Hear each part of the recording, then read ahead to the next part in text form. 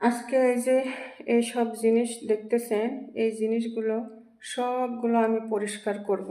কেন? সামনে 2 মাস আর বাকি আছে রোজা আসতে। তাই ধীরে ধীরে আমি একটার পর একটা এই যে কাজগুলো করতে থাকবো। ঠিক আছে, এই কাজগুলো একটার পর একটা করতে থাকবো ইনশাল্লাহ। রোজা আসার শুরুর থেকেই 15 দিন আগে থেকেই আমি এগুলো সব শেষ করে দিব 1.5-2 মাসে। এখনও 1.5-2 মাস আছে রোজা সামনে আসার জন্য। এর ভিতরে এই দেখছেন না, এই সব জিনিস সবগুলোই আমি পরিষ্কার করে রেখে দিব, যেন রোজার মাসে রোজা থেকে আমার কাজটা না করতে হয়।